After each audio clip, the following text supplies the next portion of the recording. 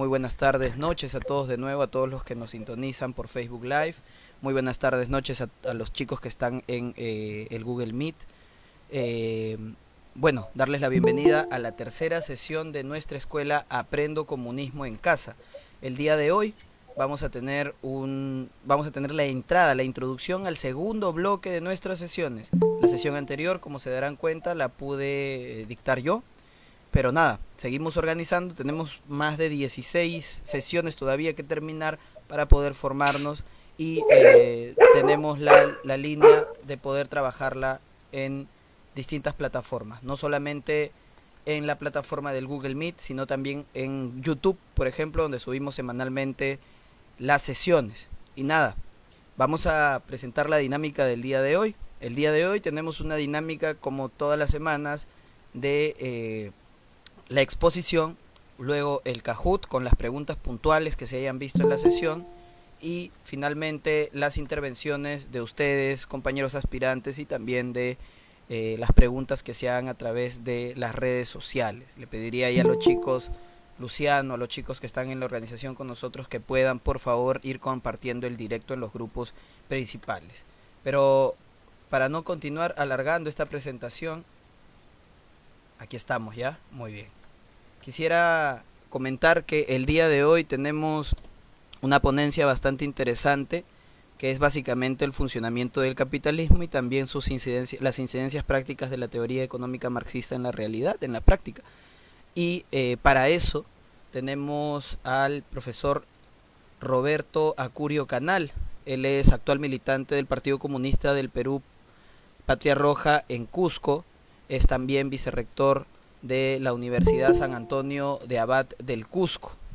Es también profesor principal de la Universidad San Antonio de Abad del Cusco. Entonces es un honor para nosotros tenerlo presente para que podamos con él trabajar el día de hoy un tema tan importante como es el tema económico, ¿no? Algo que constantemente, una situación que constantemente nos achacan a los comunistas en la lógica de haber quizás llevado por el lado meramente teórico y por el lado meramente filosófico la discusión.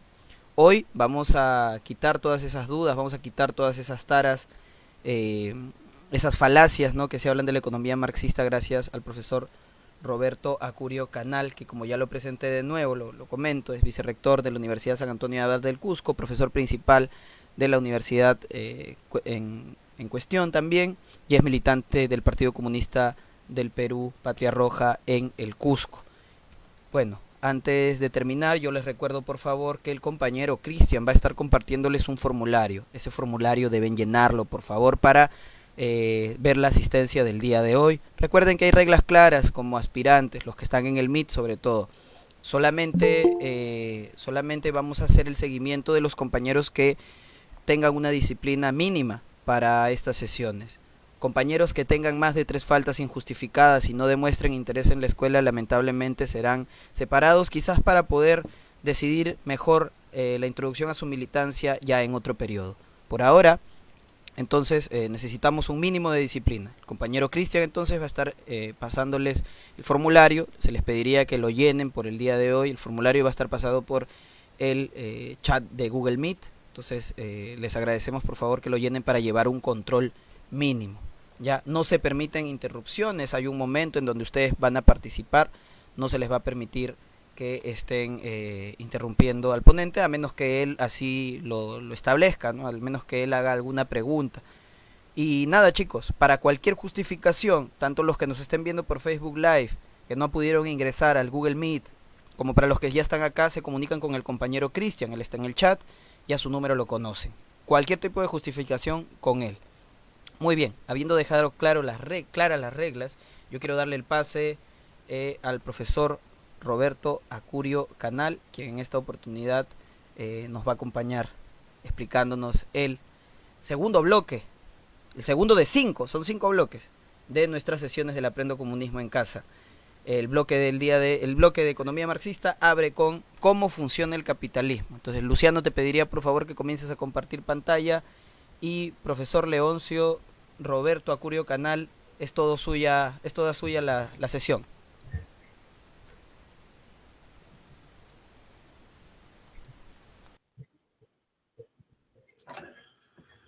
Gracias. Bueno, primero para agradecerles esta cordial invitación y felicitarles a ustedes, muchachos, por este tipo de cursos que evidentemente en esta época de pandemia, no solamente del COVID-19, sino de pandemia electoral, vemos la necesidad por estar imbuidos, por aprender y por conocer cómo es que funciona la economía, porque en muchas de las ocasiones son los memes, son determinados dichos los que generan determinadas reacciones personales nuestras y que eso pues de eso está lleno el Facebook. Yo le decía a Manuel que no soy muy nulo utilizando diapositivas. Bueno, ellos dicen lo van a manejar porque de alguna manera recogiendo algún tipo de experiencia vivida, he visto que hay algunas limitaciones en cuanto a la aplicación de la doctrina. ¿Y cuál es esa limitación? De que nos aprendemos de manera memorística algunos conceptos. Sabemos que es modo de producción.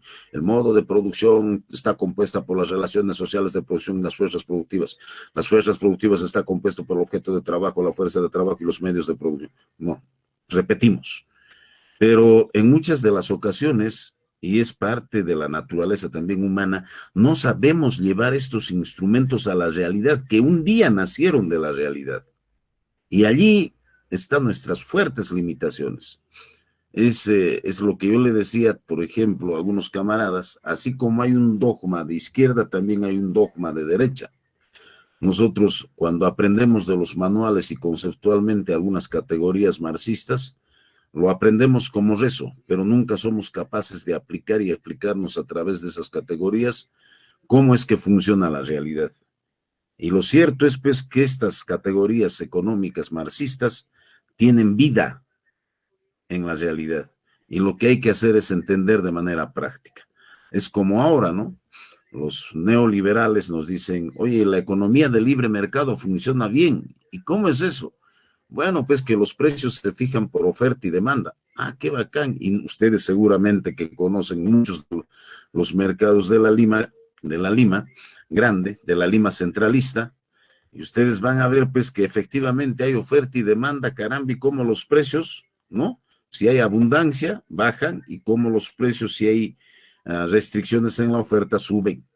Y uno dice, pues oye, qué bacán, funciona esta economía. Y los neoliberales, es más, nos han dicho de que es el mercado el que determina la distribución de la riqueza. Y más adelante voy a tocar evidentemente este tema de la distribución de la riqueza. Entonces nos dicen que el mercado es el mejor asignador de los recursos y el mejor distribuidor de la riqueza. Entonces nosotros y los neoliberales, no solamente aquellos que escuchan, sino también los propios académicos, ¿ah? Ojo, yo estoy hablando como docente universitario. Entonces, te hablan así, y cuando les preguntas y les dices cómo es que funciona esto, en la vida práctica se cierran. No pueden formular un concepto o algo real que parta de este tema. Entonces, hay un dogma, y ese dogma es la que pretendemos romper desde el ámbito de la doctrina marxista, y qué mejor para mí hablarles de este tipo de categorías marxistas desde el ámbito también práctico. Entonces, cuando nosotros, y ustedes me decía, Manuel, han hablado y han conocido ya conceptualmente qué cosa es un modo de producción, qué cosa es una formación económica social, qué cosa es la dialéctica, ¿no? Entonces, voy a hacer el esfuerzo de utilizarlo de manera práctica.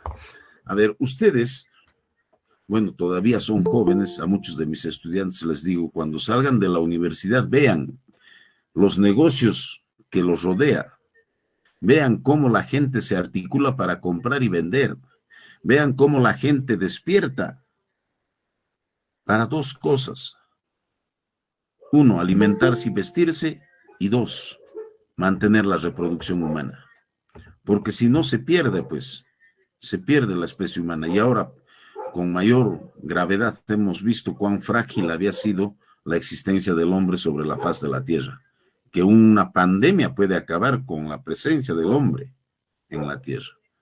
Entonces, a veces también a los chicos les digo, imagínense esas series o esos documentales que pasan en Discovery Wild, donde nos muestran la vida de los animales y tienen una forma jerárquica de organizarse.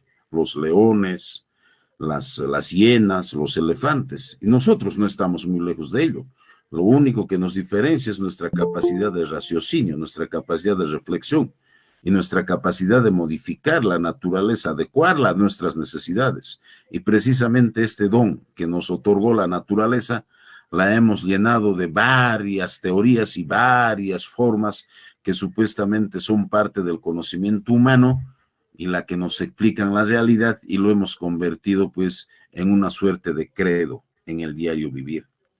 Y en la izquierda hay mucho de esto, por allí el esfuerzo que vamos a hacer. Entonces, cuando yo les digo de que ustedes se desarrollan en una realidad, salen a tomar el micro, pagan el pasaje, sienten hambre, comen, y para poder utilizar todos estos servicios o comprar algo que satisfaga vuestro hambre, estamos haciendo economía.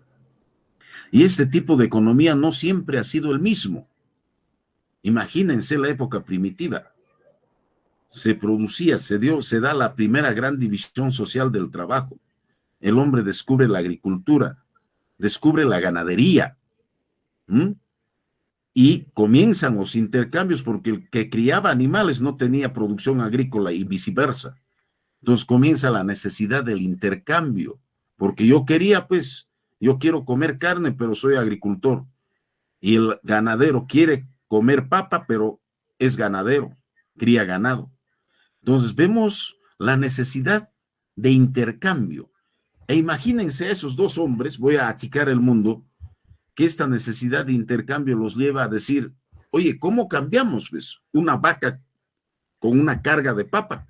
No se olviden que no había todavía sistemas de medida.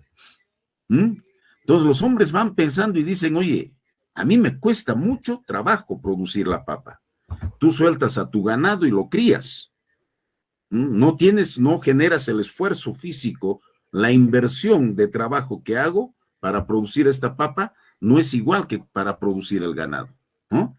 Entonces, aparece una forma de valorar, de darle valor a estos dos bienes. ¿Y cuál es esa forma de darle valor? Es la cantidad de trabajo que cada uno de estos bienes contiene en sí para poder ser intercambiables. Miren cómo nace el intercambio, cómo se genera el intercambio y cómo aparece el trabajo como factor de creación de la riqueza. Es el trabajo el que se invierte para producir un bien. Pero estamos hablando de aquellos bienes, repito, que nos permiten alimentarnos, vestirnos y reproducirnos.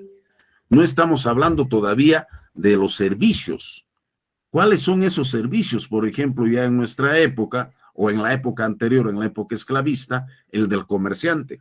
El comerciante solamente compra la papa y lo vende, compra el producto y lo vende, compra las palomas y lo vende, y se genera un margen de ganancia que le permite sobrevivir. Pero ese comerciante no produce nada real, no produce nada real. El que está produciendo para la subsistencia del hombre es ese campesino, es ese ganadero, al que se suma después el industrial, que va a la naturaleza, recoge los recursos naturales, lo transforma para satisfacer determinadas necesidades humanas. Y allí en el taller se ve con mayor precisión cómo los obreros, los trabajadores van creando riqueza, y esa riqueza es la que va a alimentar a la humanidad. Miren nomás cómo aparece la generación de la riqueza. A esa forma de ver el valor de los bienes, lo voy a llamar así, servicios, se le llama la teoría objetiva del valor.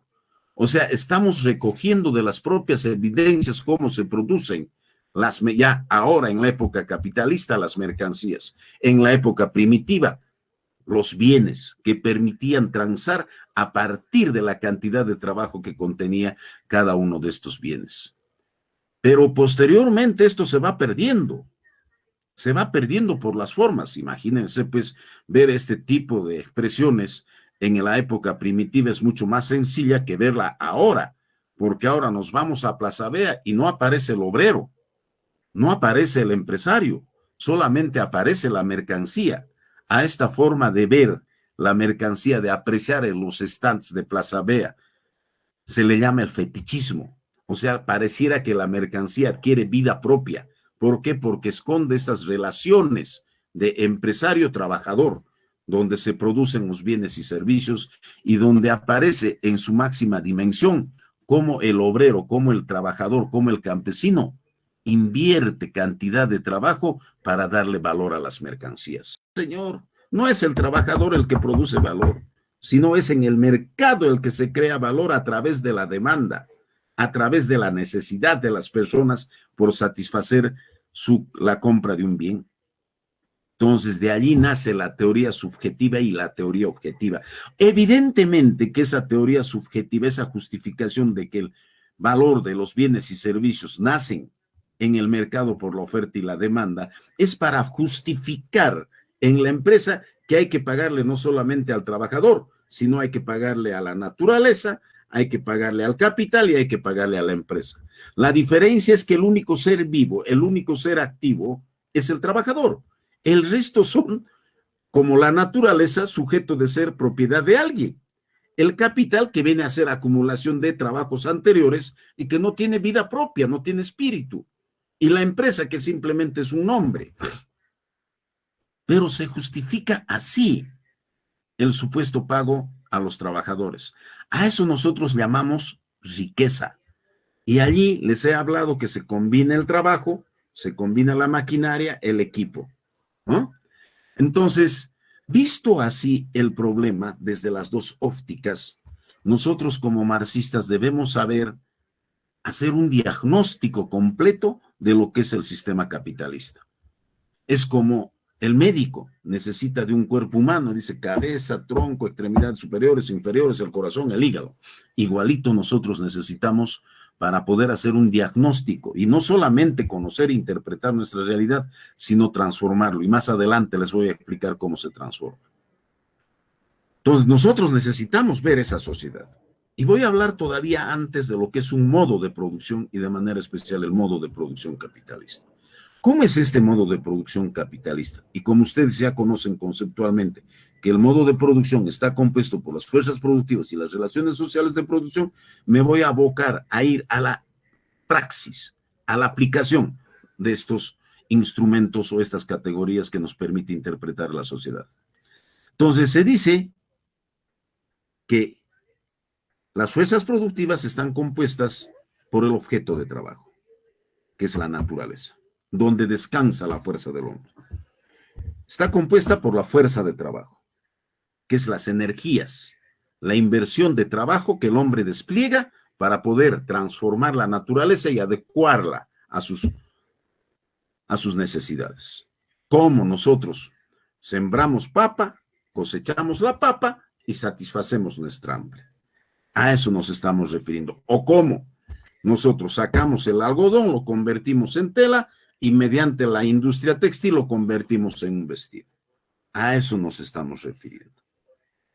Pero no solamente es la fuerza de trabajo, sino también hay los medios de producción.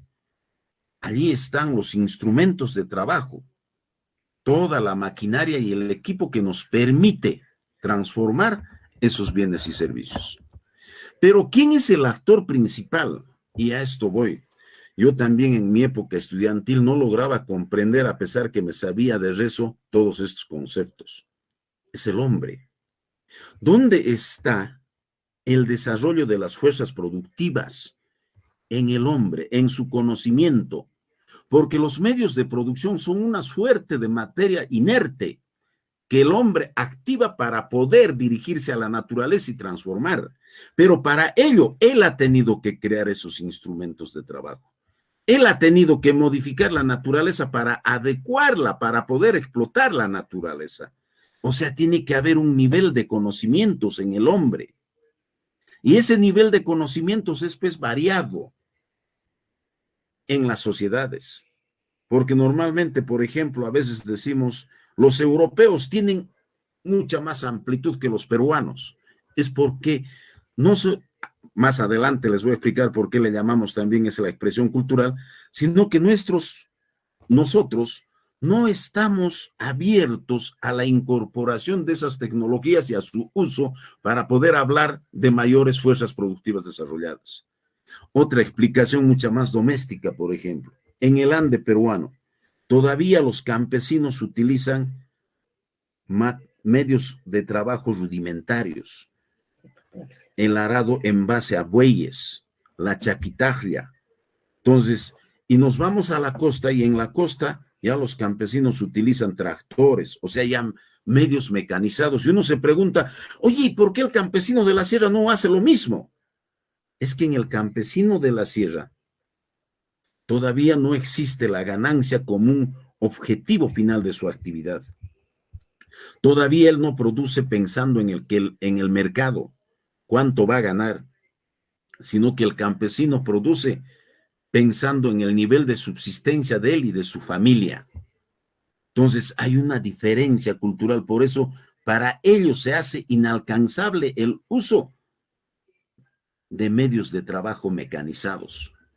Entonces estamos hablando de una diferencia en cuanto al saber y al conocimiento sobre las fuerzas o al nivel de fuerzas productivas que contiene cada hombre. Entonces, en otros países, ya los niveles de aplicación de instrumentos de trabajo son mucho más rápidos en las empresas, en la industria. Por allí se habla de la producción a escala. Por allí los chinos, por ejemplo, ya no te venden por docenas o por millares, ahora te venden por containers. Entonces, el nivel de incorporación en sus conocimientos del nivel de desarrollo de las maquinarias y equipos es mucho más amplio que el que tenemos nosotros, por ejemplo, en la poca industria que tenemos en Gamarra. Entonces, ojo, solamente hacemos esta división de objeto de trabajo, fuerzas productivas, medios de producción, etcétera, etcétera. Solamente hacemos esa división para poder separar y conocer, pero que todo está en el hombre, todo eso está en el hombre. Ahora bien, a eso le llamamos fuerzas productivas. Y en el capitalismo, pues, esta tiene un desarrollo diferenciado de país a país. Por ejemplo, les estoy hablando de China versus el Perú. Nosotros nos hemos convertido en una suerte de mercado de realización de las ganancias de la producción china. Y ahorita les voy a explicar también ese tema. Entonces, no tenemos industria, no tenemos fábricas. Nosotros compramos el 99% de la producción que encierran conocimientos como las computadoras, las refrigeradoras, le compramos a los chinos. O sea, nos hemos convertido en un mercado. Algo así. Es como si todo el Perú fuese solamente el mercado central de Lima, donde se vende ropa, donde se venden productos agrícolas, ganaderos, frutícolas, etcétera, etcétera, pero que lo compramos de otros sitios. El Perú se ha convertido en algo así. Lógicamente que producimos algo de industria, pero es mínima. Lo de Gamarra, lo de Villa El Salvador en cuanto a la industria maderera. Entonces, nos hemos convertido en esa suerte. Por allí que no comprendemos todavía, no podemos incorporar en nuestro nivel de manejo de fuerzas productivas, maquinarias y equipos con adelanto tecnológico que nos permita aplicar y crear industria en el país. Entonces, a eso nosotros llamamos fuerzas productivas.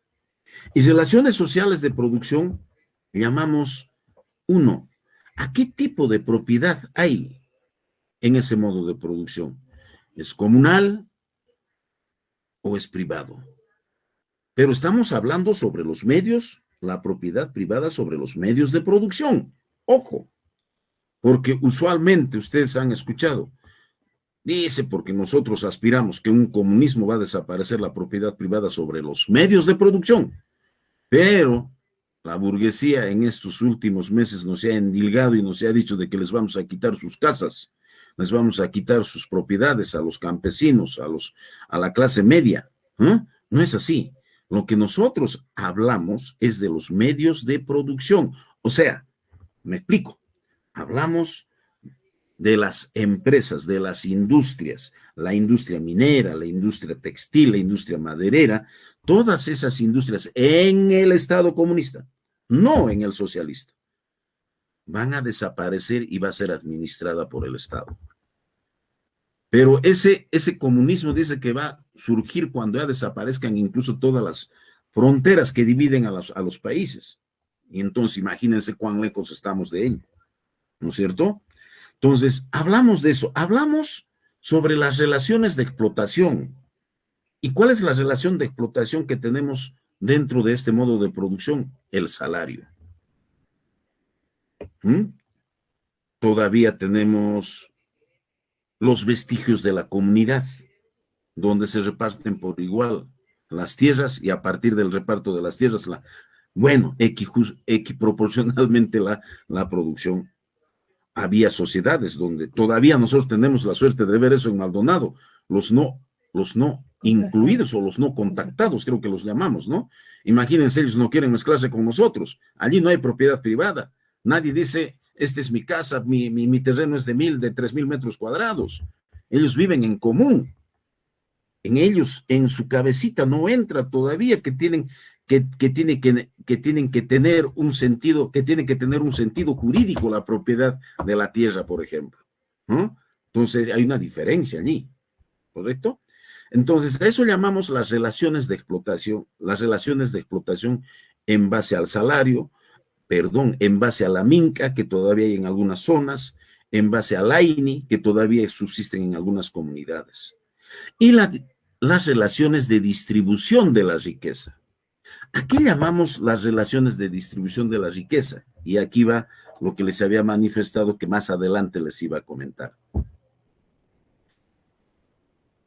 La teoría objetiva del valor, que les decía, es una suerte presencial que nosotros podemos apreciar, nos podemos trasladar al campo, por ejemplo, y vemos cómo el campesino trabaja, invierte trabajo y produce papa, produce maíz. Por ejemplo, la producción de papa y de maíz es pues bastante laboriosa, no así la cebada. Imagínense cuando había intercambio entre estos dos productos. Entonces te podían decir una arroba de papa por 4 arrobas de cebada. ¿Y qué te decían los campesinos? ¿Pero por qué? Pues 1 a 1. No, señor, la papa cuesta mucho trabajo producir, no así la cebada, porque la cebada solamente se echa y se cosecha. ¿Ah?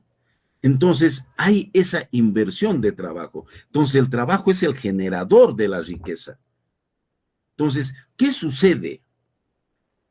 Por ejemplo, supónganse, yo empiezo un taller de carpintería y vamos a producir escritorios. Voy a empezar yo con alguien más, con un socio. Entonces, con el socio voy a dividir, vamos a producir 100 escritorios y lo vamos a vender a 10 soles. Son 1.000 soles, ya después de sacar los costos de la madera y todo lo que significa costos. Y hemos ganado 1.000 soles y nos repartimos a 500 soles. Pero después vemos, con esos 1.000, que podemos comprar mayor maquinaria y equipo y mayor madera para poder contratar mayor cantidad, ya no de socios, sino ya también de trabajadores. O sea, voy a ir al mercado y voy a comprar esa mercancía a trabajo. Entonces voy a comprar 5 carpinteros.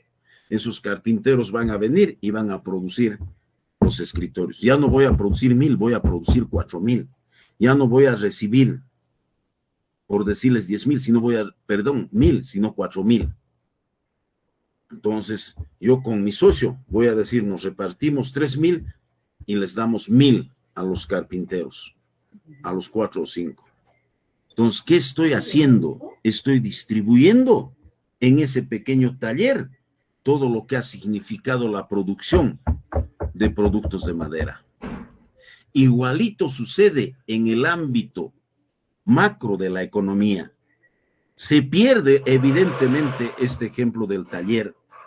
Se pierde evidentemente el ejemplo que les puedo dar de la agricultura. Y lo que aparece o aflora hacia arriba es el salario y es la utilidad con la que se quedan los empresarios. Entonces, ¿qué sucede en el Perú?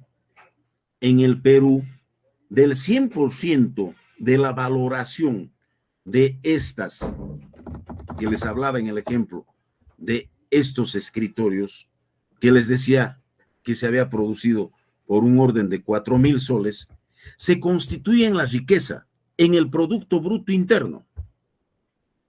En eso se constituye. Entonces genera una distribución. Yo les decía, 1.000 soles para los carpinteros y 3.000 soles me reparto con mi socio. Entonces, ¿qué estoy haciendo? Me estoy agarrando el 75% y solamente le estoy dando a los trabajadores el 25%. Pero ¿quiénes han creado ese valor en el taller? Son los carpinteros.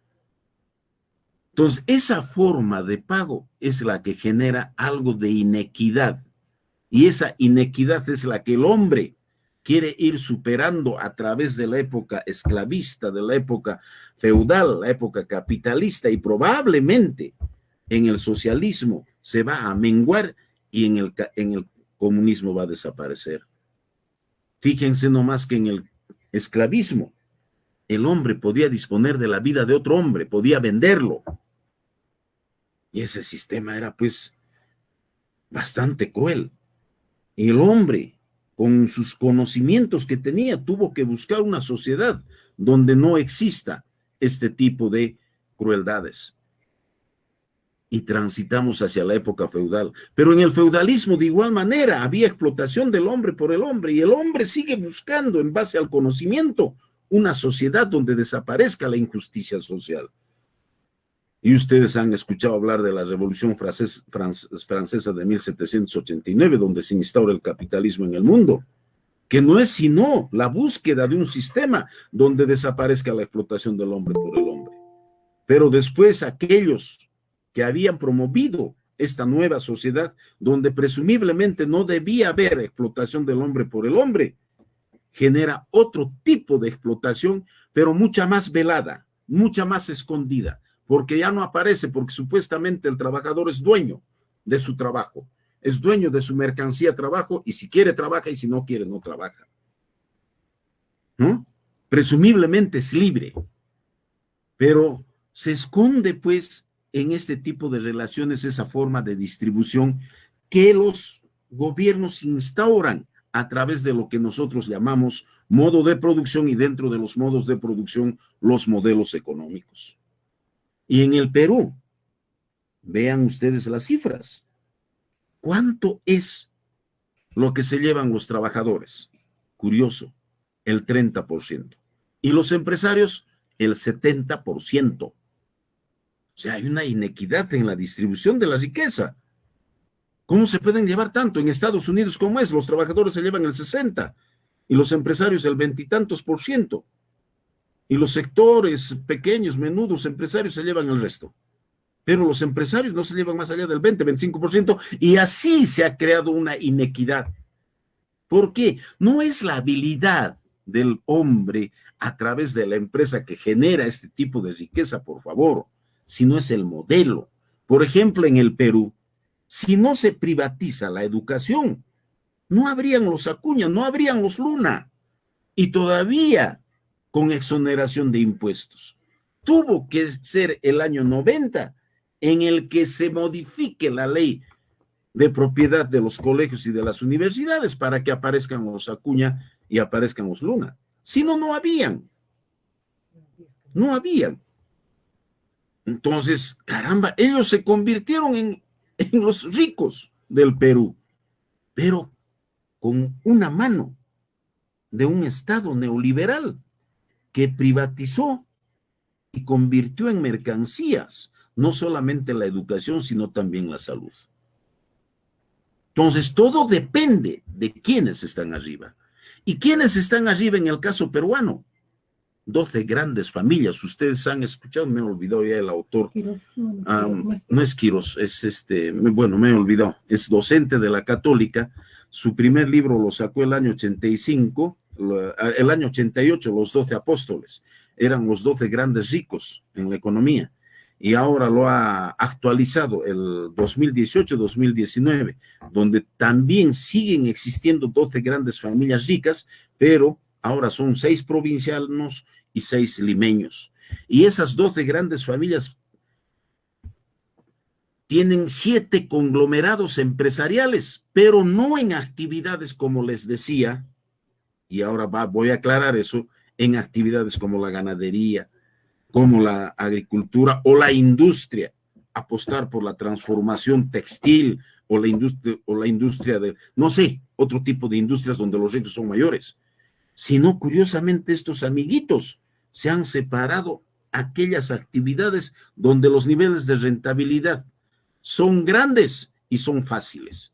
Estoy hablando de la banca, estoy hablando de las farmacias, estoy hablando de las clínicas, de los colegios, a Francisco Durán, de los colegios, estoy hablando de los laboratorios, que son bienes de consumo masivo y que allí no hay pierde.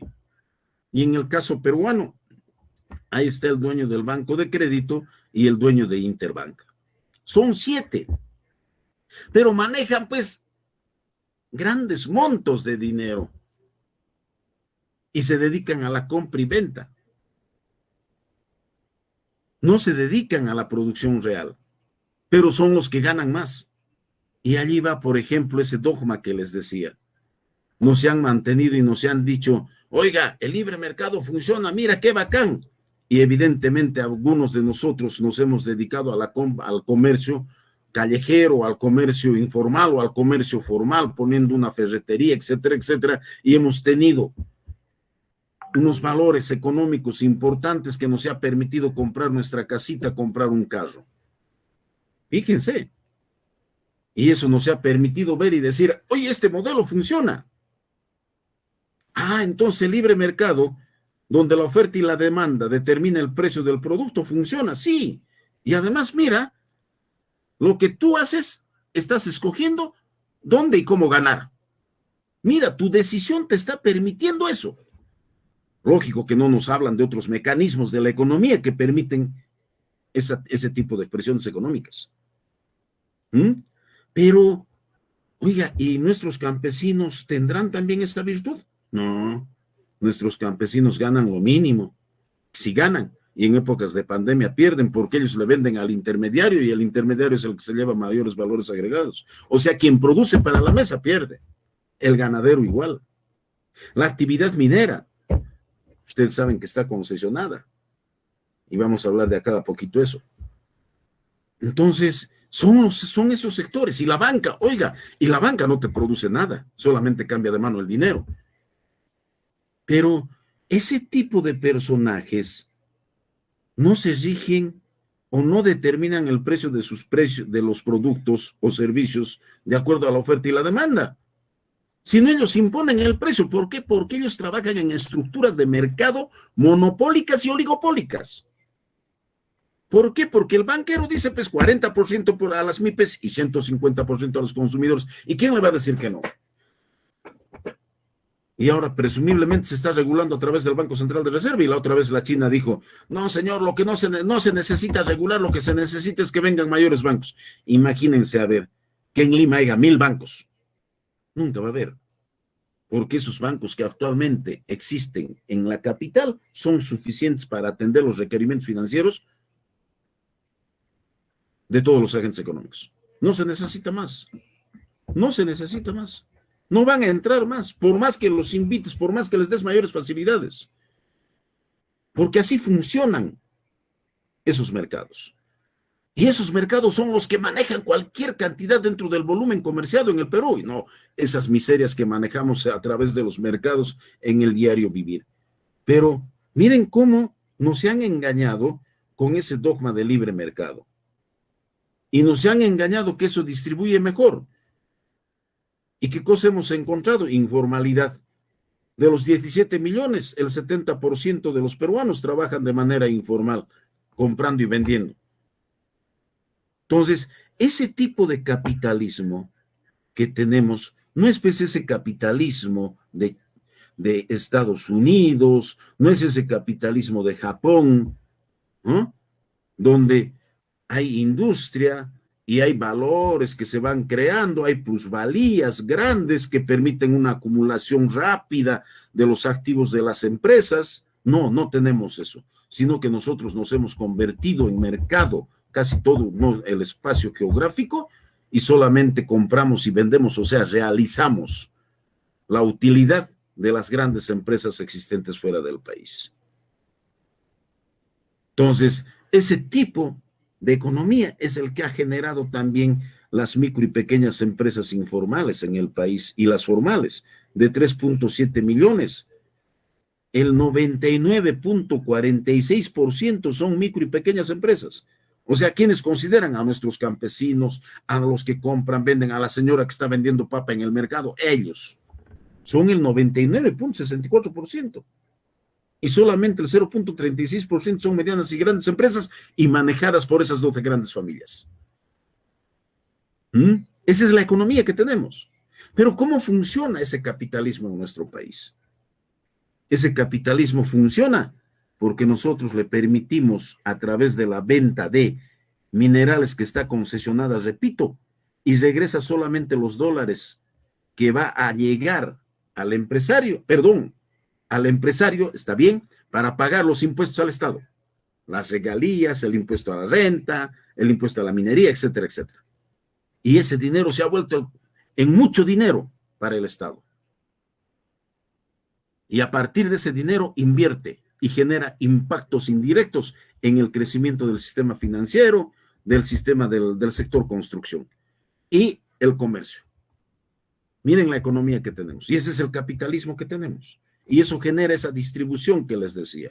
O sea, hay unas relaciones de distribución sumamente, pues, injustas, ¿no? Y nunca vamos a mejorar ese estado si nosotros no cambiamos esa forma de distribución.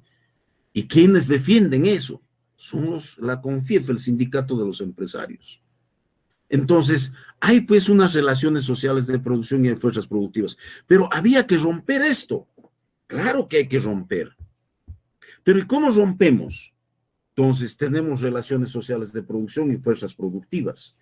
¿Cómo hacemos que se rompa? Y nunca se olviden, hay que apelar al hombre. Entonces, ¿y por qué el hombre? ¿Por qué ese micro y pequeño empresario no puede ser mediano y grande en el tiempo? Porque él cree que es suficiente ganar lo que gana, porque es una empresita que maneja él y le permite ese nivel de comodidad y de vida. No aspira más. Él no es el empresario norteamericano que tiene inversiones en la bolsa de valores, que puede ser dueño de la Leche Gloria, de Movistar, de Codelco, no. Para nuestro micro y pequeño empresario, es la propiedad, se empodera, es mío y punto. ¿De qué estamos hablando? De que su nivel de fuerzas productivas, de conocimientos emposado en su cabeza, no permite otra forma, otra expresión de una economía que esté basada en la mediana y la gran empresa. Por eso es que nuestros micro y pequeños empresarios lo tenemos desde la década de los 80 y nunca cambiamos. Evidentemente porque no hay un Estado tampoco facilitador. Entonces, ese es el capitalismo que nosotros tenemos. Entonces, tenemos que romper ese nivel de fuerzas productivas, ese nivel de relaciones sociales de producción que no deja que se incorpore ese nivel de conocimientos en los hombres para poder expresar una nueva economía. Evidentemente, ese capitalismo aflora hacia arriba una superestructura en lo político, y menos mal que ustedes están viendo ahora. Han visto cómo se está peleando la derecha, el statu quo, cómo se van articulando, cómo le van haciendo guerra, ¿no?, al comunismo. Andan creando falsas expectativas en la población acerca de algunos cambios, pero no lo van a hacer, porque ellos mismos no tienen la sapiencia de los empresarios norteamericanos o los empresarios japoneses que les permita incorporar en su forma de trabajo un nacionalismo burgués que les permita acrecentar los activos y diversificar el nivel productivo en el país. Solamente ellos ven en el país una oportunidad de enriquecimiento. Están ustedes viendo la iglesia. El día de ayer creo que denunciaba no sé quién y decía que en todos los templos los curas están haciendo campaña en contra del comunismo. ¿Mm? Y la iglesia también juega pues su parte. Juega su parte porque ellos también avalan este sistema, porque también gozan de determinadas expresiones económicas que el sistema les alcanza. También hay una forma de pensar religiosa entonces. Hay una forma ideológica, jurídica, y ustedes están viendo el aspecto judicial. ¿No? Hay los debidos procesos que permiten que los grandes sátrapas arrastren sus cuitas, y incluso hay un autor, Quirós, que manifiesta que en las economías capitalistas la corrupción es necesaria, si no, no se harían de activos los empresarios.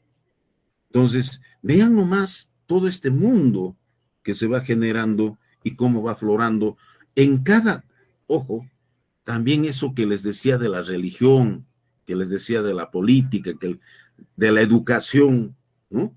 Del aspecto jurídico, se va reflejando, pero no como cosas abstractas, sino en cada uno de nosotros. Ustedes, por ejemplo, tienen una forma de pensar respecto a la sociedad, sino que porque son jóvenes, estamos apelando a que abran sus mentes, estudien, porque ese es lo difícil de ser comunista. Hay que estudiar y hay que estar incorporando mayores conocimientos para poder entender la sociedad. Entonces, ustedes tienen una expresión que vienen de un sistema educativo que les permite actuar, que vienen de un mundo que les impregna de un conocimiento religioso que les hace actuar en la sociedad, que conocen un marco jurídico que les permite moverse dentro de ese marco jurídico. Entonces, todas esas expresiones superestructurales también están en los hombres. Cuidado, el Estado, a veces nosotros decimos, pero el Estado es ineficiente. Pero cuando hablamos del Estado como una persona abstracta, de repente hasta puede parecer bueno, malo, peor, no. El Estado también está compuesto por hombres. ¿Quiénes son los que utilizan ese espacio del Estado? Son los hombres. ¿Articulados a qué? A determinadas formas de propiedad sobre los medios de producción. Si nosotros, por ejemplo, no somos propietarios, somos trabajadores, ustedes jóvenes estudiantes, entonces al Estado lo ven. Pero ¿quiénes están manejando el Estado?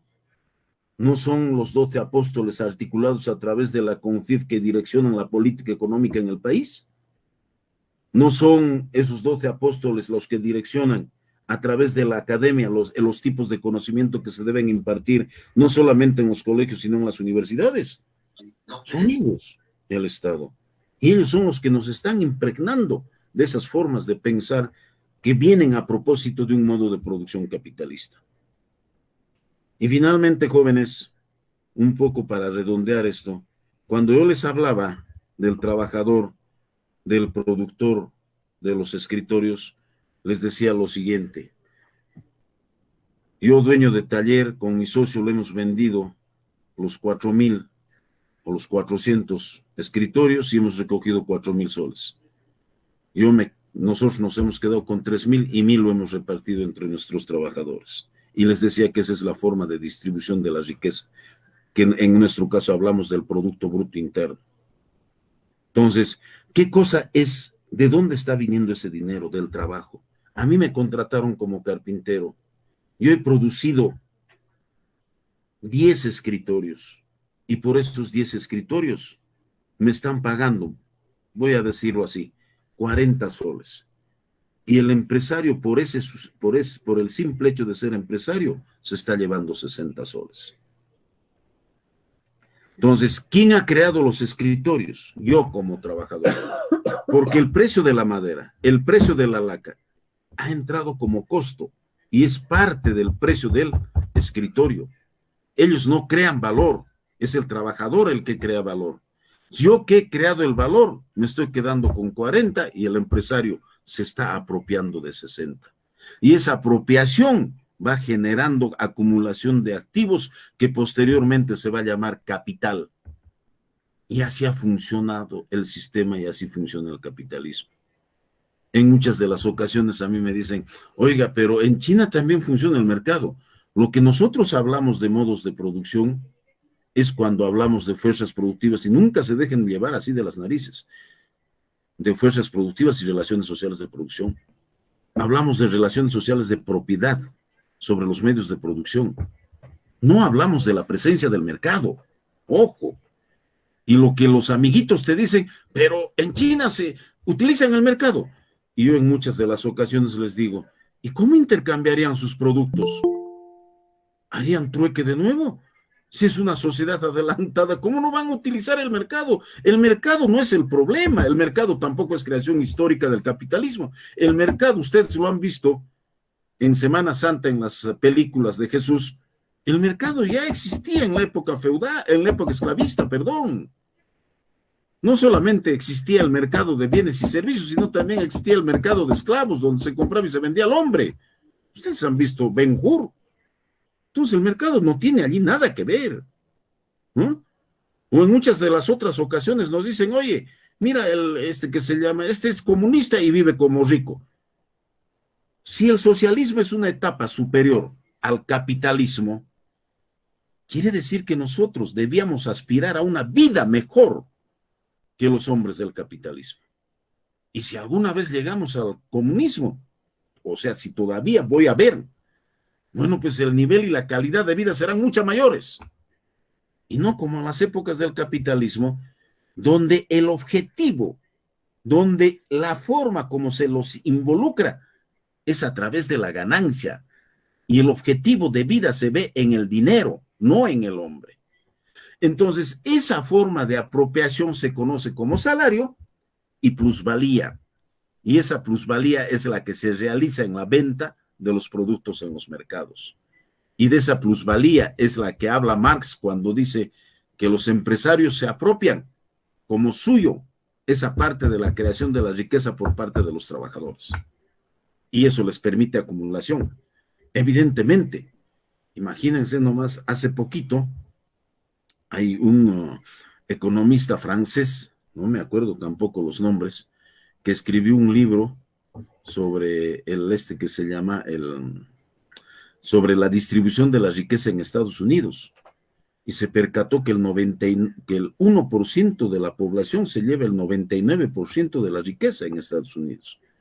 O sea, todos nosotros y unos 2 o 3 tienen cualquier cantidad de riqueza expresada en dinero verde, en dólares. Y el resto, medianamente vivimos, y hay una mayoría. Por ejemplo, en Estados Unidos el 20% de su población vive en pobreza y en extrema pobreza. Está subiendo ese índice. Entonces, el francés decía, oiga, ¿cómo puede existir este tipo de sociedad? ¿Quién ha construido este tipo de modelo? Y los grandes premios Nobel de Estados Unidos decían, ¿cómo hemos podido permitir esto? Ahora, si le vamos a querer sacar como impuestos a los ricos para poder atender a esa masa de pobres que está creciendo en términos porcentuales, los ricos no van a querer soltar, y evidentemente. ¿Y por qué? A ver, conviértanse ustedes en empresarios. El dinero se les va a meter por todos los poros. Van a desayunar, almorzar, cenar y dormir pensando en cómo ganar dinero. Así como el avaro. ¿El avaro en qué piensa? En no gastar plata, no gastar plata. Él no vive, sino para acumular fortuna. Fortuna que lo guarda en casa. Esa parte tiene la naturaleza. Y de eso es lo que hay que desprendernos en muchas de las ocasiones. Hay que ver de que los activos son un medio, no un fin de vida, no un objetivo de vida. Porque un día que vamos a dejar este mundo terrenal, todo eso se va a quedar. Todos nuestros líos judiciales, nuestras peleas con hermanos, con parientes por el reparto de pequeños activos se va a quedar. Y nos vamos a ir sin nada. Esas cositas a veces no entendemos, pero nacen como impregnación de un determinado modo de producción que nos genera objetivo de vida. Y nosotros, ¿qué estamos haciendo a partir de estos foros? Rompiendo esas limitaciones culturales que nos amarra a querer determinado o a amar determinados activos para liberarnos y construir una nueva sociedad. Aspiramos a eso. Y el capitalismo que tenemos acá no es pues el capitalismo norteamericano, el capitalismo japonés. Es el mercado en el que hemos convertido nuestro país, y cuando se rompa el ingreso de dólares, nos vamos a quedar en una ruina completa, porque Si no entran dólares, no compramos bienes y servicios importados y el 99% de los bienes y servicios importados son los que nos han alegrado la vida los últimos años. Entonces, estas cositas hay que verlo de manera práctica y real. Espero haber satisfecho mi propósito, más que todo, de querer trasladar a ustedes, jóvenes amigos, camaradas, de manera real y práctica el resultado de estas categorías económicas. Porque, como les digo, hay mucho meme que expresa determinados clichés que andan acuñando por allí como parte de como parte o un objetivo de una determinada forma de pensar, lo cual no es correcto. Ustedes han visto, por ejemplo, a López Aliaga. Él es expresión de un empresariado duro que cree que nace, que cree que Dios le ha dado vida para hacer empresa y de soltar unos cuantos soles para mantener a los trabajadores. Esas formas de expresión existen en nuestra sociedad, en la iglesia, como producto de esa parte superestructural, esa forma de pensar que genera la estructura económica que está compuesta por esas relaciones sociales de producción y esas fuerzas productivas que de manera importante se da entre los hombres. Las fuerzas productivas, no se olviden, son los conocimientos, son el nivel acumulado de ciencia, tecnología, el que tenemos en nosotros mismos como media de la sociedad y el que nos permite transformar y relacionarnos con la naturaleza. Y las relaciones sociales de producción son la forma como nos articulamos. Por ejemplo, en nuestra economía nos articulamos para comprar y vender, no para producir. Producimos muy poco. En otro tipo de sociedades se articulan para poder producir a través de la agricultura, de la minería, de la industria, donde existe las relaciones salariales y la acumulación de la plusvalía que se apropia un empresario para poder permitir la acumulación de activos en una sociedad. Muchas gracias, jóvenes.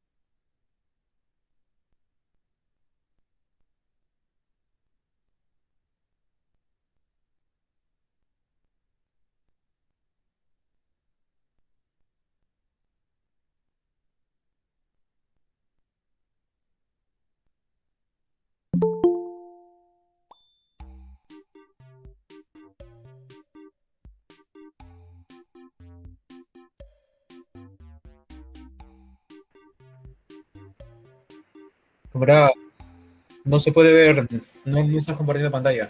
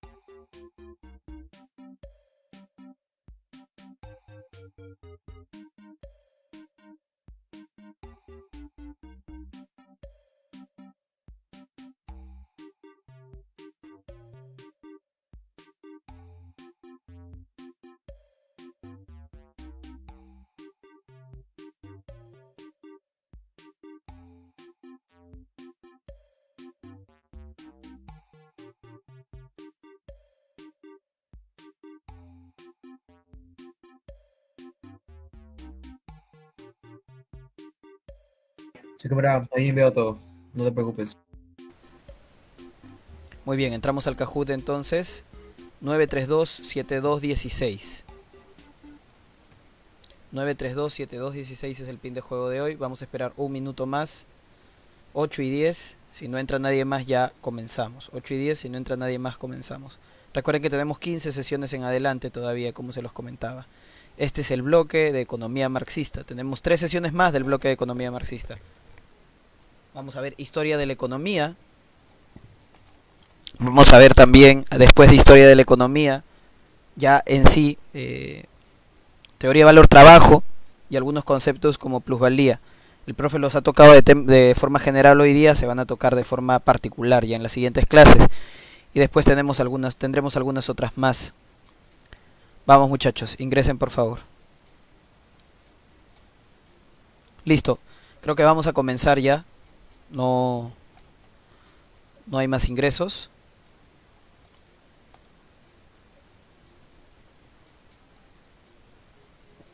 No hay más ingresos, si no me equivoco. Listo, comenzaremos. Vamos, muy atentos por favor todos. Comenzamos. Aprendo comunismo en casa, sesión número 3. 23 de mayo del 2021. Vamos con la primera pregunta. Cuando hablamos de relaciones sociales de producción nos referimos a... Quizás nos estamos refiriendo en la relación que tú tienes con tu casera, en tu mercado, ¿no? Entre las rebajas que tú le dices, rebájame por favor la papita, este saco, este kilito de papa 50 céntimos, dámelo a 30 céntimos, ¿será eso?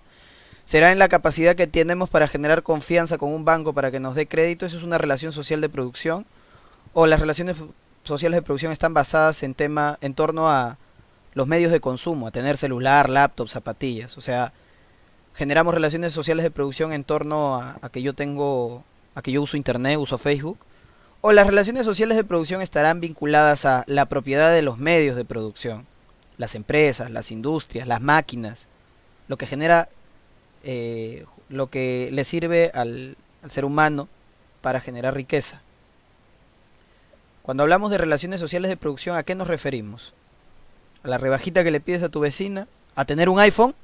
¿O a la propiedad de los medios de producción? Vamos, muy bien muchachos, a la propiedad de los medios de producción.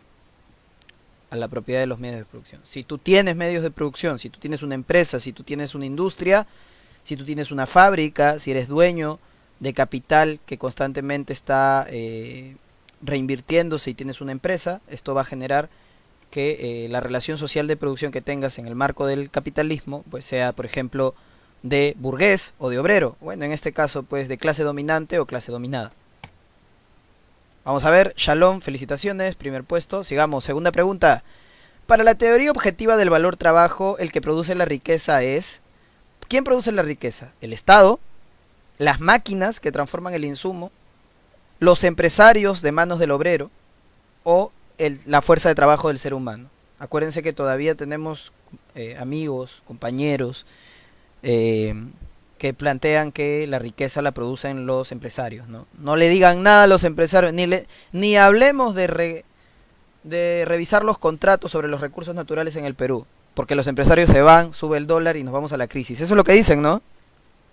Así dicen, así hablan últimamente. Los empresarios crean la riqueza, o sea, sin empresarios no habría riqueza prácticamente, dice. ¿Quién crea la riqueza? ¿El Estado crea la riqueza? ¿Las máquinas? La fuerza de trabajo del ser humano. Efectivamente, la teoría objetiva del valor trabajo no se funda en temas metafísicos, sino en un análisis científico de la realidad. Y el análisis científico de la realidad implica que la riqueza o el valor agregado que se le da a las cosas se genera como tiempo de vida humana cristalizado en los productos. Recuerden que lo hablábamos en unas clases pasadas, pero muy por encimita.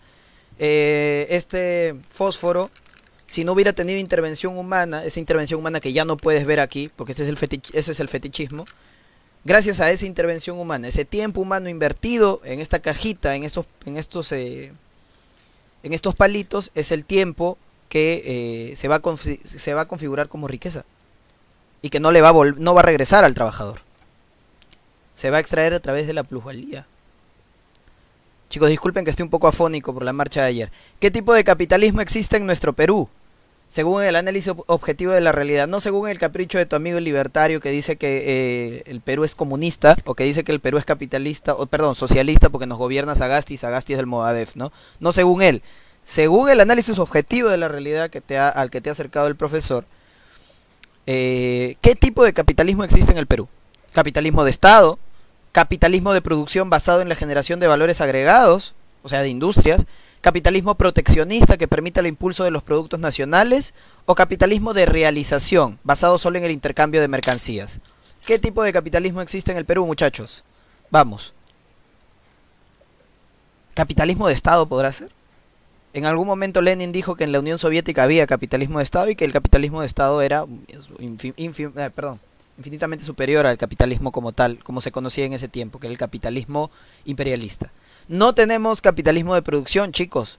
Aquí en el país la generación de valores agregados, la generación de riqueza es todavía algo muy incipiente. Lo ves en Gamarra, lo ves en algunos emporios comerciales, pero lo principal que se ve en el Perú es el comercio, algo que se debe impulsar, seguir impulsando, pero no podemos basar nuestra economía totalmente en eso. ¿Cuál es la principal actividad del Perú ahora? Las importaciones y exportaciones de productos minerales, ¿cierto? Bueno, compra y venta, chicos. Compra y venta.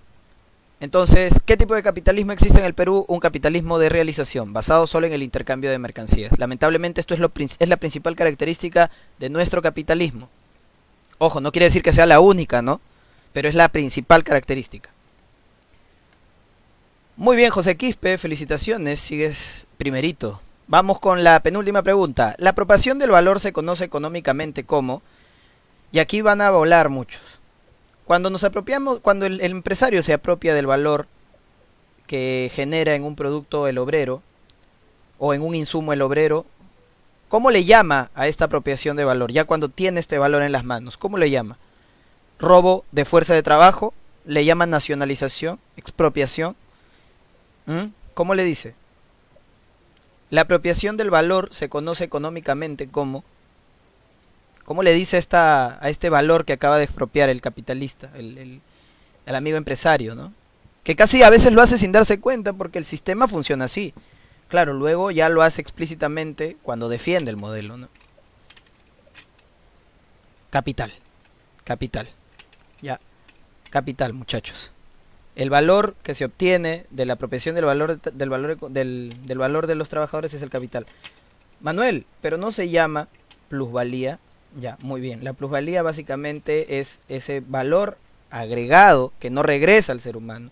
Cuando hablamos de capital ya es que se apropia tanto el valor que ya tenía esta cajita de fósforos antes de que intervenga el ser humano, como ya cuando tenía pues el tiempo impreso, ¿no? Todo ese valor que va a apropiarse el burgués, el capitalista, se va a llamar capital y lo va a volver a reinvertir.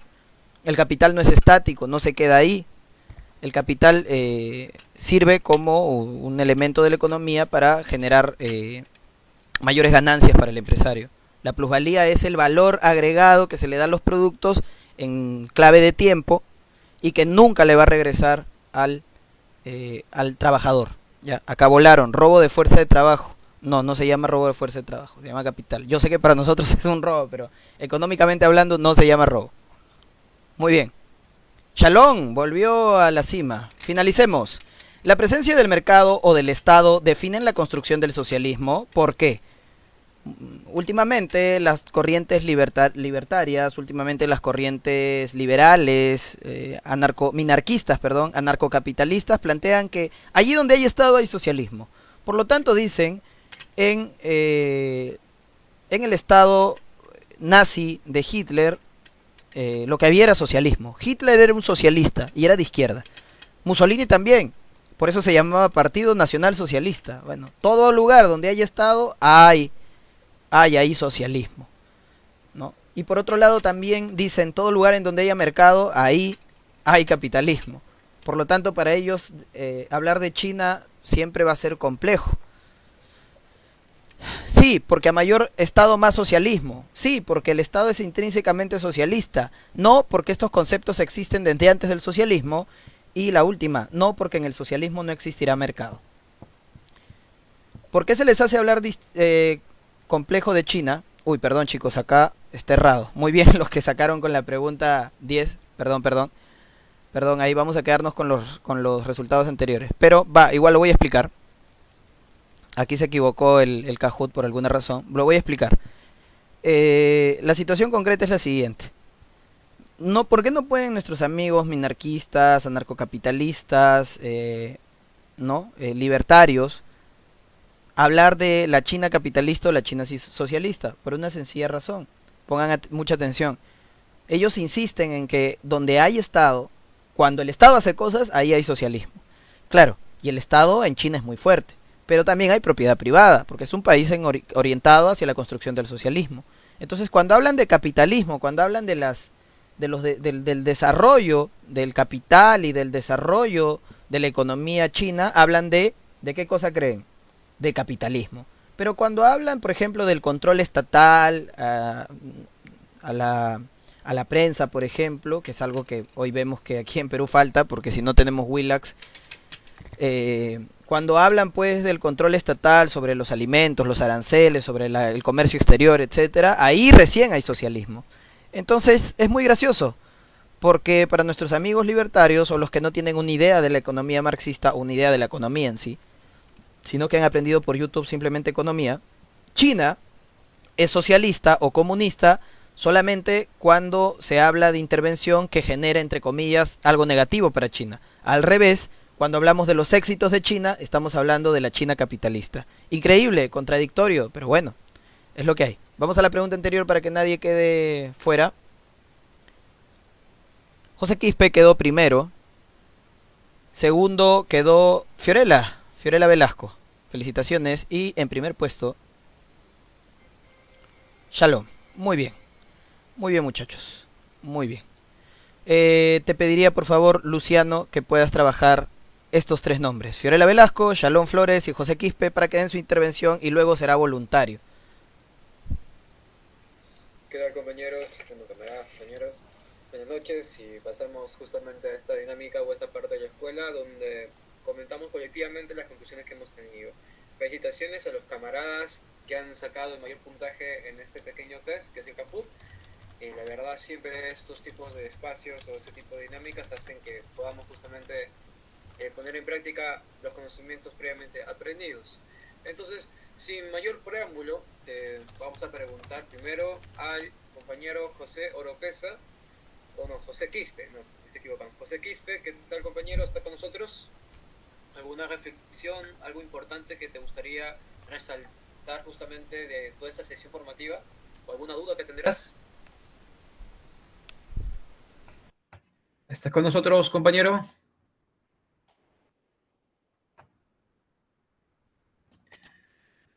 Ya, sí, te esperamos, tranquilo. Pasa con el siguiente mientras arregla, si no, Luciano. Ya, perfecto. El siguiente, ¿quién fue como camarada? Fue primero José, luego... Ah, ahí está. ¿Qué tal, compañera Fiorella? ¿Está con nosotros? ¿Alguna reflexión, algo que te pareció importante de toda la sesión o una duda que no te ha quedado justamente por todo, digamos, completada? No sé si estás con nosotros, compañera Fiorella. Hola, sí, buenas noches a todos. ¿Qué tal, Fio? Eh, bueno, una reflexión. Creo que para mí, personalmente me ha servido esta sesión para aclarar algunos conceptos económicos. Lo he visto en primer año de universidad, pero bueno, a estas alturas como que ya lo había olvidado.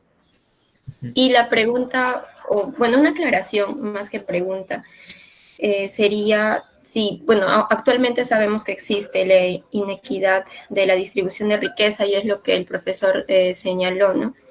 Pero en nuestro contexto, ¿cómo se trataría esto para cerrar brechas en el contexto en el que estamos actualmente? Es una muy importante pregunta y justamente para todos esos amigos nuestros que dicen que Keiko va a garantizar que no entremos en crisis y lo prioritario es mantener la economía de la clase media porque es lo que nos garantiza. Entonces necesitamos acciones urgentes, dicen. Entonces eso es importante.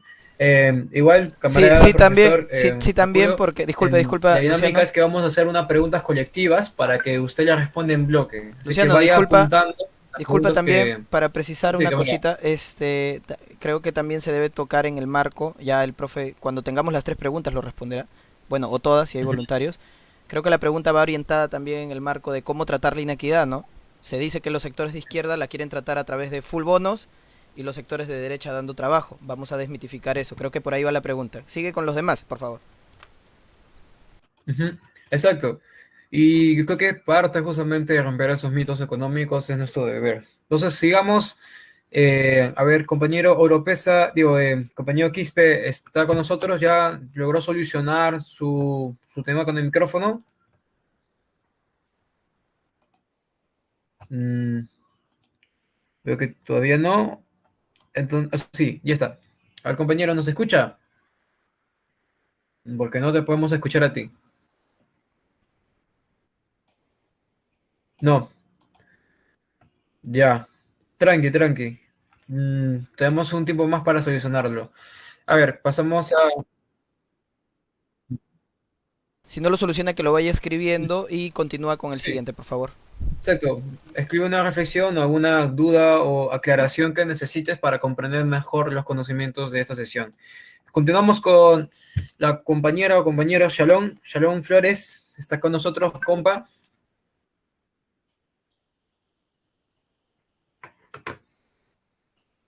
Compa, ¿esto está con nosotros?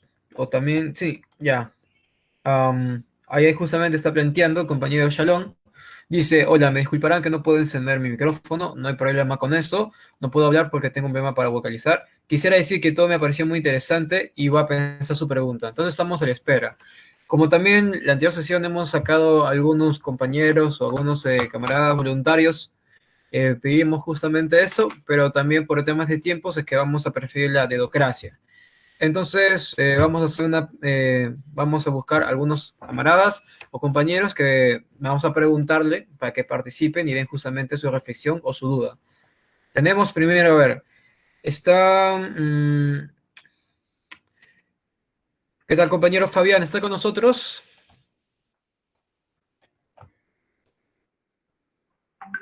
Hola, buenas noches, ¿se escucha? Sí, sí, perfecto, compañero. ¿Sabes la Ah, dinámica? sí, por Pregunta supuesto. o es tuya. Listo. Claro. Bueno, el mío era más que un comentario y ver qué opinaba el profesor aquí presente. Buenas noches, profesor. El otro día estaba leyendo yo a Fernández Lira y Alba Rico, que creo que son dos filósofos españoles, que hablaban justamente de la producción de bienes de consumo en una economía privada y que en realidad las cosas, estos bienes de consumo no eran cosas en sí si no son primero si no son primero beneficio capitalista.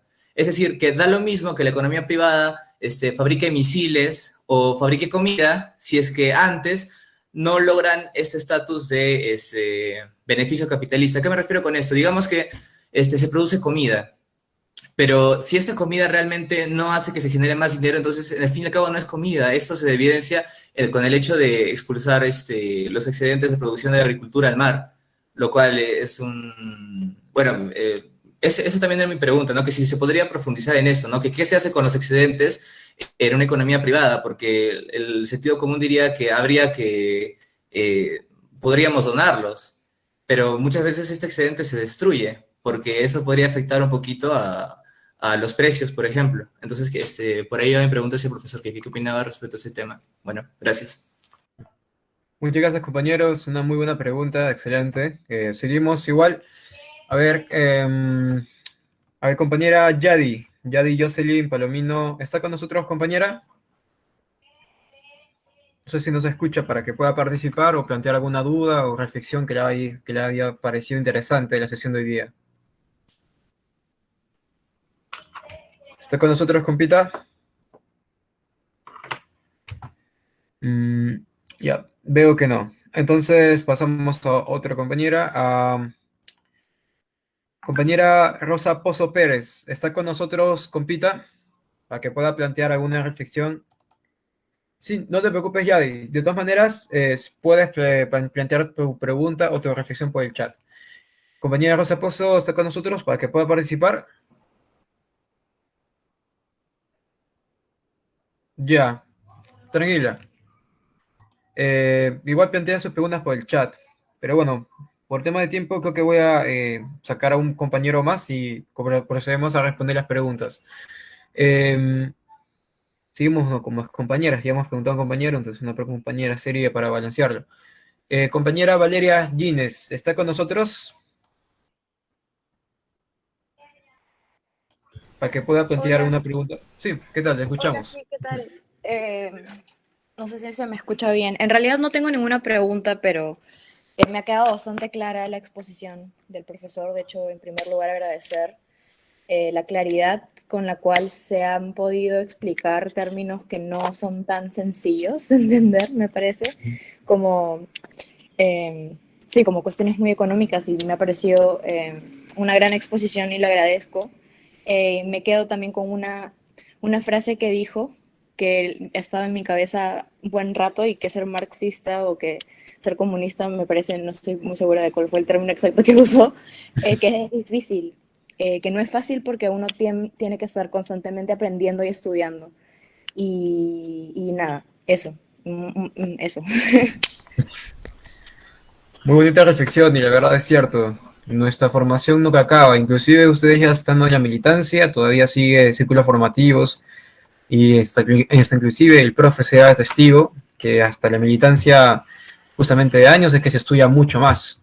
Y yo siempre les invito, camaradas, tenemos que estudiar hasta el punto de comprender todas las teorías económicas que se desarrolla en la actual República Popular China y superarlas. Entonces, extender esa comprensión, que no es fácil. Y hasta el momento justamente es algo que todavía nos falta. Pero una reflexión que igual dice Lenin es que hay que entender el capitalismo como la palma de la mano, para entenderlo de tal manera de estar siempre un paso más adelante de la sociedad capitalista. Con eso yo creo que sería todo, camarada Taboada. Sí, gracias. Gracias por darme el pase. Una pregunta de redes, ya con esto se cierra para que pueda usted, profesor, responder. En un estado comunista, ¿cómo se trataría el hecho de un pequeño empresario que crea un servicio novedoso de tecnología y quiere venderlo a la sociedad? Yo supongo que se está refiriendo más que todo a un estado socialista, ¿no? Como tal, un estado comunista no existe porque en el comunismo no existe estado. Entonces, cambiémosle comunista por socialista y sería, ¿cómo se trataría el hecho de un pequeño empresario que crea un servicio novedoso de tecnología y quiere venderlo a la sociedad? ¿Cómo se trataría esto en un estado socialista? Entonces, profe, para que responda ahí las preguntas que se le han realizado, lo dejamos unos minutos.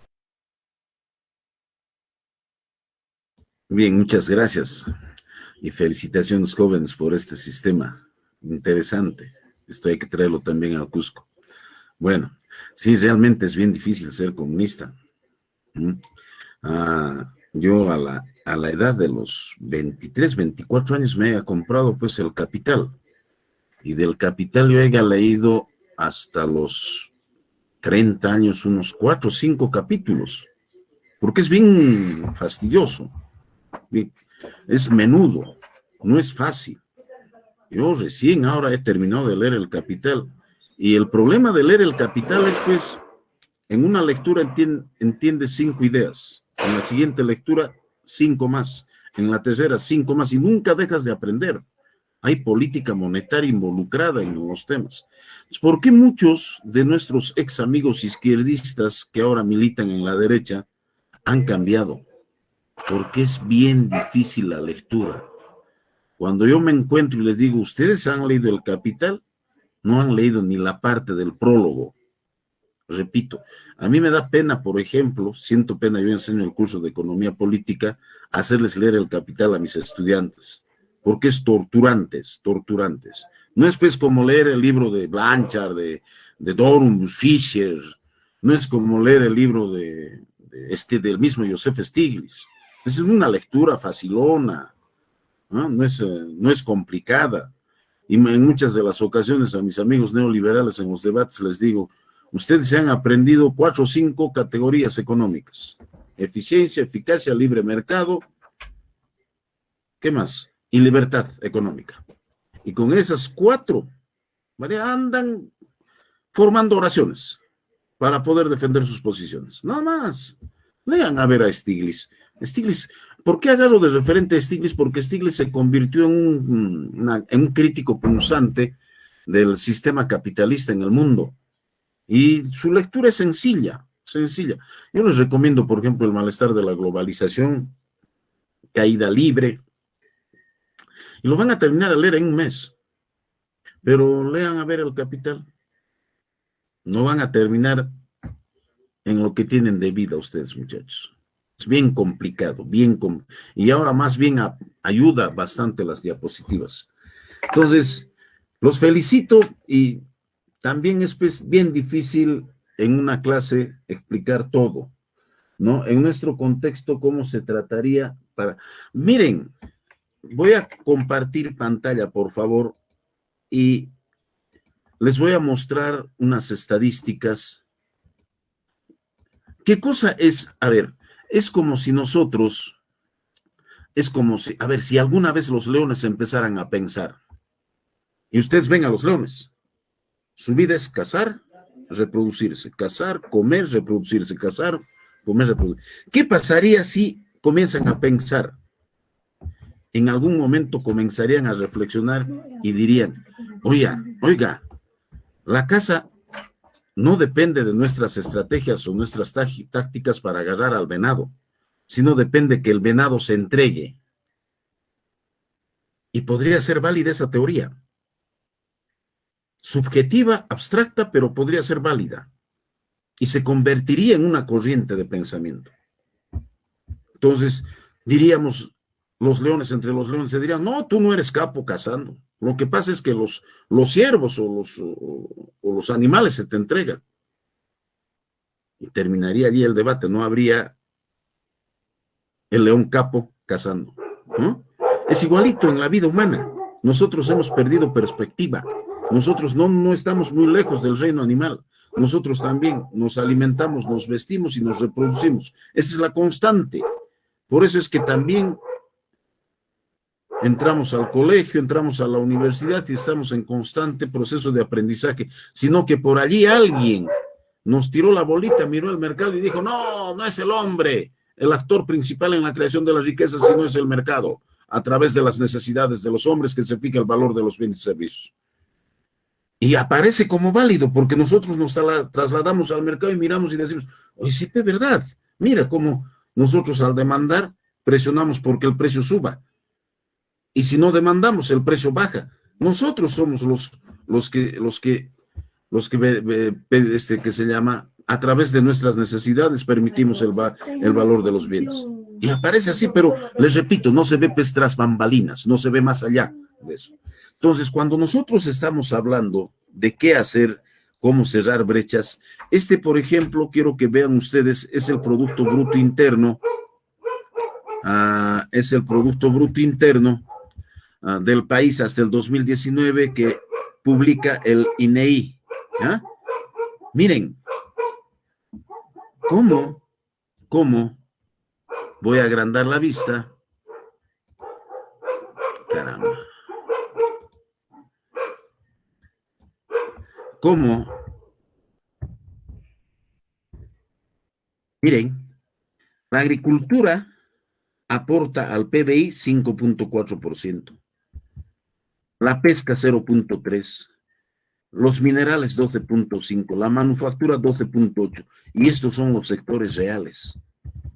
Y miren cómo electricidad, construcción también sector real, pero el comercio, la compra y venta, la administración pública y otros servicios, miren cómo absorbe el más del 60% del Producto Bruto Interno. ¿Qué nos está diciendo con esto? Que nosotros más nos dedicamos a comprar y a vender. ¿Y a qué debíamos dedicarnos más? A producir. ¿Cuál debía ser el sostén de la economía? Debía ser esto que llamamos manufactura. Esto debía estar por lo menos en un 40 o 50%. ¿Por qué? Porque ese es el sector que crea trabajo sostenido en el tiempo. Porque es el sector que nos ayuda a cerrar brechas de por sí, no una política económica de un Estado, una política social donde tenga que crearse programas sacando plata a unos para dárselos a otros. Eso puede ser temporal, pero no permanente. Y nunca hemos trabajado ese proceso de construcción de una economía. Es como en casa. Decimos, oye, vivimos en una choza, ¿qué necesitamos para vivir mejor? Hay que dividir en áreas. Entonces, hay que estar seleccionando cuál va a ser la sala, la cocina, el dormitorio, cuál va a ser el dormitorio para varones, para mujeres, y así sucesivamente. Igualito es en economía. Ahora, miren nomás cómo este tipo de economía y eso que estas cifras están un poco ya modificadas porque, caramba, pasa eso en el Perú. Andan manipulando las cifras que se llama estadísticas. Miren, este es al 2019, antes de la pandemia. Miren, 31.3% las remuneraciones. Ingresos por explotación, que es las utilidades de los empresarios, 59.7%. De este 59.7% probablemente, no existe estadística sobre eso, probablemente el 55% se llevan las 12 grandes familias que tienen esos 7 conglomerados económicos en el país. Entonces, ¿cómo vas a cerrar esas brechas pensando de que vas a explotar minería, vas a vender, te van a pagar impuestos y vas a darles plata? No. Puedes ampliar los espacios de las universidades, etcétera, etcétera, para dar mayor cobijo académico a la población. Pero si no vas a construir empleo, esos señores se van a dedicar a ser taxistas o comerciantes. Entonces, lo que necesitamos es darle un rumbo diferente a la economía. Ahora, no solamente con la industria, sino también acá, me olvidaba, acá hay un sector importante, que es dentro de otros servicios está el turismo. ¿Ah? Y el turismo, ¿qué cosa nos permite? Traer riqueza ajena de otros países. ¿Qué nos permite? De que esa riqueza entra como moneda verde y que esa moneda verde nos permite comprar maquinaria y equipo de otros países. Y a eso hay que aspirar. Pero haciendo que los propios peruanos, los micro y los pequeños empresarios, sean los que conduzcan esas empresas adscritas al sector turismo. ¿Para qué? Para crear cultura empresarial. Cultura empresarial. De allí la necesidad de crear un Estado fuerte, pero un Estado que tenga esa mirada. ¿Eh? La producción de bienes de consumo, en cuanto a los precios, en economías capitalistas no se piensa, pues, imagínense, si nosotros produjéramos como en Brasil café, y Brasil tiene pobreza y extrema pobreza, cuando hay una excelente cosecha de café en Brasil y en Colombia y los precios se van para abajo, lo que hacen es deshacerse de cualquier cantidad de café echándolo a los mares. ¿Para qué? Para que el precio no baje mucho. ¿Para qué? Para que puedan recuperar sus costos. Pero habiendo tanta pobreza, habiendo tanta miseria, es que la dinámica capitalista se guía por la lógica de la ganancia. ¿No han visto ustedes a un empresario? ¿No han visto? Ahí está López Aliaga, es un ejemplo clásico de ese tipo de empresarios. Él va a misa, y no va a misa dictada por cualquier cura, él va a misa dictada por el obispo, por el cardenal. Él se siente en primera fila. Él no da como muchos de repente de ustedes cuando van a misa le alcanzan 50, un sol o 2 soles. Él alcanza un cheque de 10,000 soles al cura. O sea, él cree que también está comprando la entrada al cielo. Pero él cree en eso, pues. cree que Dios le ha dado esa divina, por divina voluntad le ha dado ese carácter, esas cualidades para saber ganar plata. Él no ve que este Estado que le permitió hacerse de Perú-Raíl y ganar excedentes económicos importantes a cuenta de la existencia de Machu Picchu y Choqquequirao, son los que le permiten a cuenta de un gobierno que dictó un modelo. Él no ve eso, él ve otro tipo de cosas y que le adjudica un carácter divino. Entonces, normalmente existe esto en las sociedades capitalistas. Bueno, a ver, ¿qué dice Marx sobre el Estado socialista? Dice que es una suerte de transición entre el sistema capitalista y el sistema comunista. Dice que todavía allí se acepta la propiedad privada sobre los medios de producción, o sea, se acepta la presencia del empresariado, del micro, pequeño, mediano y gran empresario. Pero lo que te dice Marx es de que esa clase empresarial sabe que su futuro como clase no existe, de que un día va a acabar.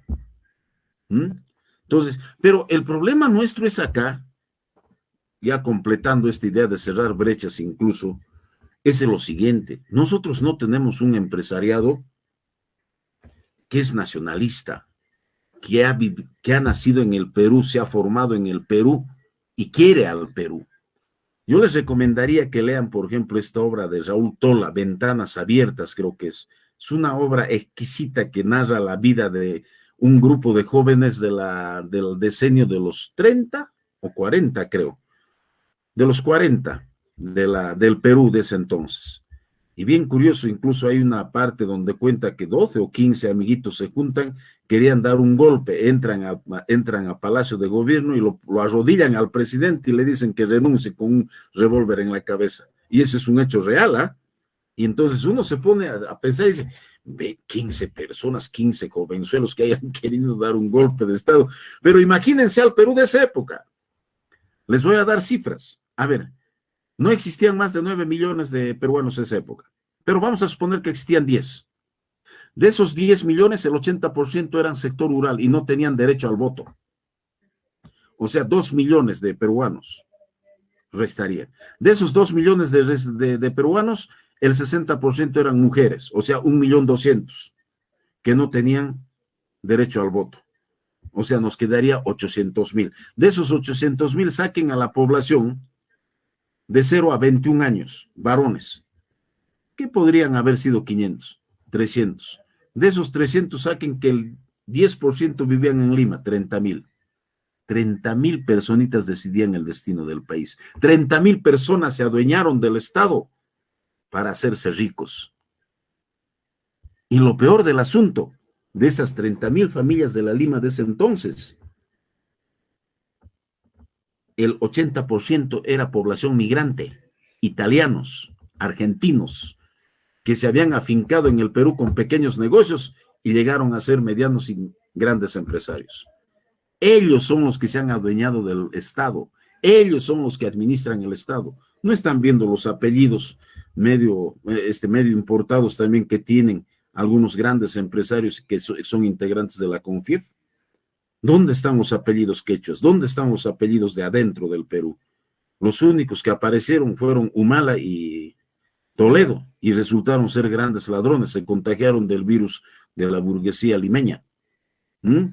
Entonces, nosotros no tenemos identidad nacional, no tenemos una cultura propia que se haya desarrollado desde abajo, y eso es lo que Mariátegui nos decía que necesitábamos construir. Entonces, nuestro capitalismo está adecuado a las necesidades de desarrollo del capitalismo mundial. El capitalismo mundial nos necesita como mercado y hemos convertido en mercado nuestra economía. Los grandes valores, lo que decía Manuel, la plusvalía es aquel trabajo realizado pero no remunerado que se apropia el capitalista. Y esos dineros, ¿dónde se realizan? En los mercados. Si yo produzco en Estados Unidos una casaca, lo vendo en 100, de eso 30 soles es del obrero y 70 soles es para mí, eso se va a realizar en los mercados, se vende en los mercados. Eso regresa allá, el empresario se agarra a los 70 y va acumulando activos. A esa apropiación se le llama plusvalía. que es el trabajo realizado pero no remunerado. Y ese es el sostén de las economías capitalistas en el mundo. Ahora, China está aprovechando de ese recurso del mercado, pero en un contexto donde el Estado lo tiene el Partido Comunista Chino, donde esos valores agregados, que son esas utilidades con el que conocemos con el nombre de plusvalía, se reparten entre los sectores que no tienen ese privilegio de tener grandes valores agregados, por ejemplo, la agricultura. En China, los impuestos son grandes y del total de los impuestos el 70% se invierte en la agricultura y en la ganadería china. ¿Por qué? Porque son sectores que no, por oferta y por demanda y por producción, no tienen esa potestad de determinar precios y de determinar utilidades, pero es un sector clave para la alimentación de un pueblo. Y miren cómo desde esa perspectiva de fijarse como objetivo la vida del hombre es de que se trabaja ese tema. Ellos lo llaman socialismo con características chinas. No les podemos cuestionar. En muchas de las ocasiones eso nos ha llevado a mucho dogma, a alinearnos pro-chinos, pro-soviéticos, porque ellos tienen que resolver sus problemas de acuerdo a las características de su economía. Es igual que cuando nosotros nos enfermamos, en muchas de las ocasiones se nos dice, oye, ¿tú por qué no te enfermas de COVID? Bueno, pues tendré algo en mis genes que le hace la pelea al COVID, pero otras personitas mucho más agarradas de repente se han enfermado. Entonces, esas características corpóreas de los hombres hay que verlas también en los países por el nivel de cultura que tienen. Nosotros somos bien diferentes culturalmente a los chinos. Entonces no vamos a esperar que se aplique pues una regla que no existe tampoco, porque Marx jamás nos dijo cómo hacer socialismo. Marx lo que nos alcanzó fue el método. ¿Para qué? Para interpretar y transformar una realidad. Y termino con esto, jóvenes. ¿Cómo transformamos una realidad? Miren, yo también lo entendí recién hace 6, 7 años, porque siempre se nos decía, hay que interpretar y transformar la realidad, y eso también está en los libros de Lenin. Y yo decía, ¿cómo transformamos participando políticamente? Pero participamos políticamente y no transformamos nada. No, nos transformamos estudiando, y al transformarnos nosotros estamos transformando la sociedad. Si ustedes me están escuchando, el ser comunista es llegar a ser un ser humano extraordinario. Es llegar a ser el mejor hijo, el mejor padre, el mejor hermano, el mejor amigo, el mejor en todo, porque es parte ya de una evolución cultural del hombre que pisa otro estado de vida superior a lo que el hombre del capitalismo, donde la angurria de la ganancia y de la plata lo absorbe. Estamos entendiendo al hombre como mayores de las cosas. ¿Cómo vamos a alcanzar ese estado? Conversando, hablando. Seguramente que si les digo que ustedes tienen que ser los mejores hijos, los mejores hermanos, hay problemas, pero hay que saber manejarlos. Con eso no les digo que nunca debe haber problemas. Los problemas siempre van a existir, pero aspiren a ser los mejores hombres. Y ya estamos cambiando la sociedad. Seguramente que ustedes van a hacer lo mismo con los que les rodean y estamos impactando en la transformación de la sociedad. Muchas gracias, jóvenes.